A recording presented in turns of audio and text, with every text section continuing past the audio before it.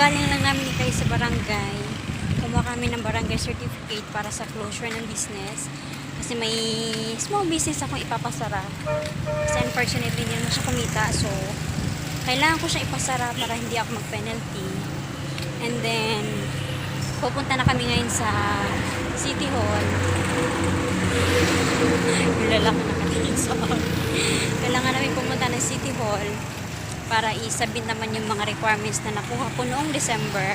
Kasi dapat noong December pa, pero dahil, yun nga, sabi nung nakausap ko sa permit and licensing na mga February, March, April na lang pupunta kasi inuuna pa nila yung mga nagre-renew. Sorry, hinihingal ako.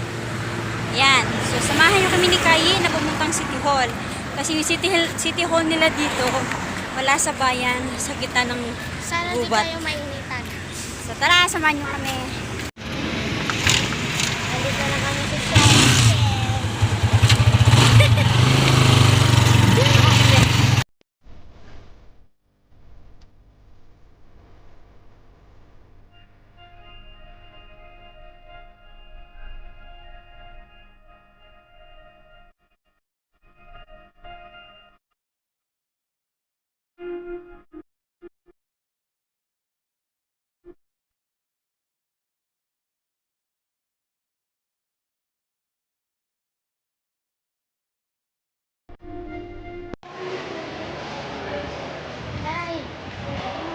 Ay, wait lang. Yan po.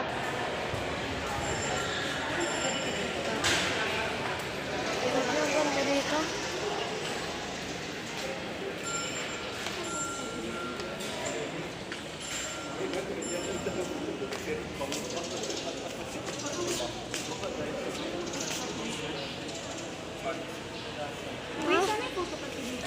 Photocopy muna ako.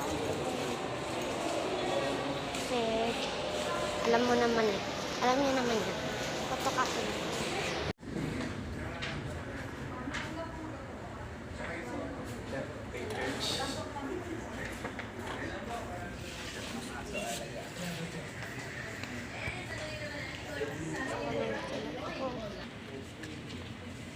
Kasi sabi niya, ito lang yun.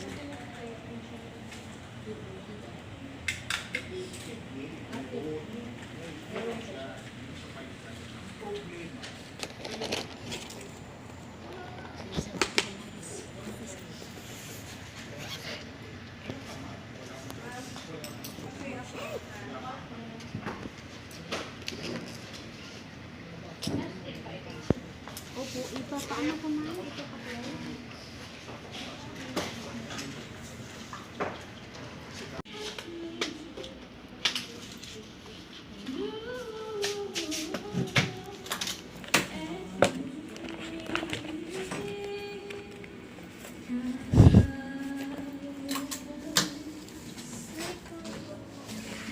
So guys, hello.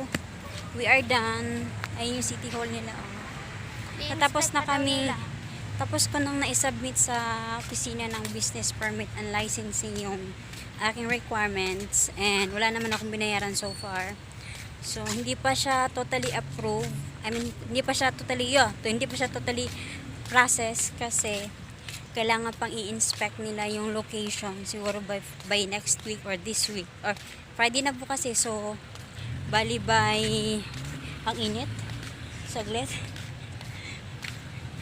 bali by next week siguro i-text na lang daw nila ako pag na tapos na nila i-inspect yung location kasi kailangan yun eh. So, ang hiningi lang sa akin na requirements is letter of intent to the mayor. Reason mo kung bakit mo isasara yung tindahan. Tapos, barangay barangay certificate na nagsasaad kung kailan mo exactly pinasara yung tindahan. Tapos, income statement mo, annual report, yun. And then, yung photocopy, tagti 3 copies. Kasi dito sa Palawan, guys, hindi dito pwedeng mag-business ka na walang permit. Dito, kahit gaano kaliit yung negosyo mo, kailangan ng permit. At hindi ka rin pwede mandaya kasi talagang nag-iikot yung mga taga City Hall sa bawat tindahan. So, kahit gaano kaliit yung tindahan, kailangan talaga may permit. Di katulad sa Hindi katulad sa Manila na marami, oo, dire-diretso. Dito kasi kailangan talaga kahit gano'ng kaliit sa mga tindahan, lalo sa palengke. Kanya-kanyang pwesto guys, may permit sila. So, yun. So, medyo nakahinga na akong konti. Kasi finally, matatapos na rin yung problema ko. Kasi sayang din yun kung di ko siya maipa-close. Anto ka naga. So, ikot namin kayo saglit sa City Hall. Kasi nahiya kami mag-vlog kanina. Baka mamaya bawal. So, ikot lang namin kay konti. Pakita ko kung ano yung itsura ng City Hall nila. Yan. Sobrang init kasi guys. Ayan yung City Hall nila. Yung City Hall nila is nasa gitna ng gubat. So, wala siya sa bayan. Malayo siya sa bayan. Ayan, tingnan nyo oh. Yan yung kanilang City Hall. Ayan, bibidyo tayo. Nakatingin si Kuya sa atin. Tingnan nyo yung view dito. Ang ganda. Bundok na. Alin? Lily Island yung Nasa mataas na party yung City Hall nila dito. Dito naman sa loob ng City Hall, ang likod niyan is dagat. Overlook naman yung dagat. Yan. Bagong building na yan guys. Yung building doon kanina yung sa pina-photocopihan namin. Yun yung luma. So ito na daw yung bagong building ng City Hall. Ganda. Magpipicture muna kami ni Kayi para may souvenir naman kami dito. Yan. City Hall na. Yan yung Puerto Princesa City Hall. Nagkamali kami ng ikot ni Kayi. Nandun pala yung sakayan. So umikot kami. Balik uli kami. So kanina nung papunta kami dito, may dadaanan kami transformer na umuusok.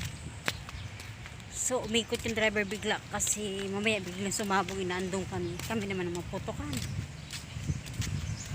Katakot yun siguro sa sobrang init.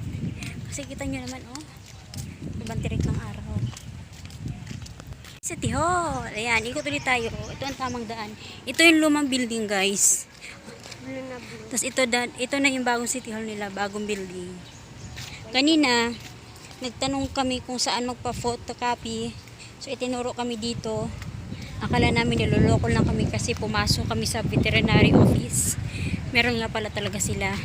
Tapos guys, maganda dito sa City Hall nila kasi very approachable yung mga tao. Very friendly. So, kung may tanong ka, talagang i-entertain ka nila. Walang fixer din dito.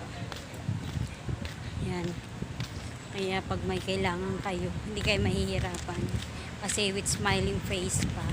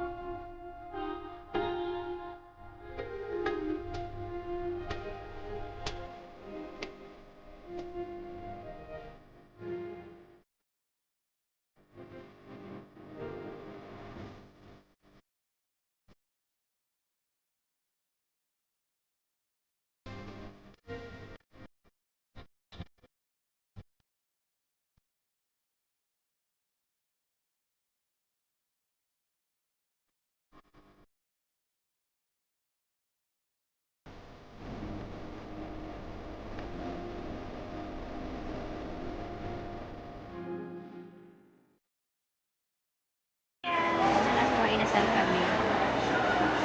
Dahil ang nilakad namin kanina.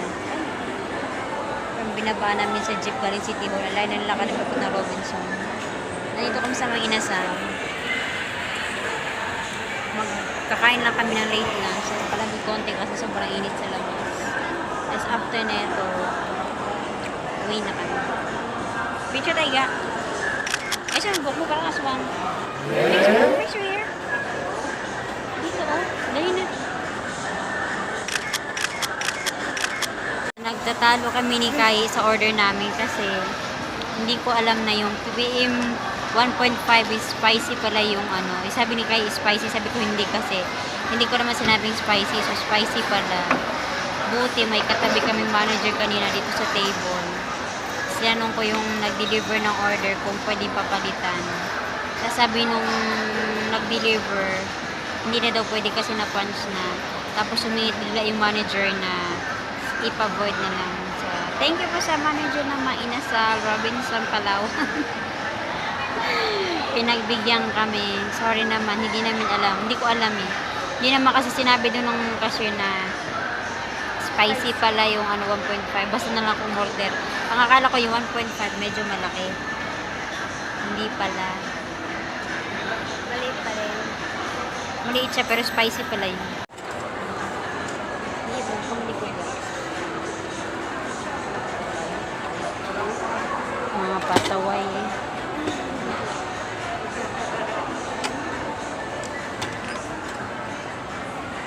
Ito ang namiss ko sa mga inasal.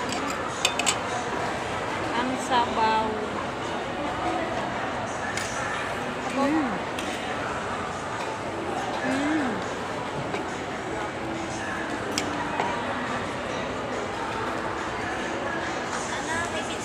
Banat day. Banat.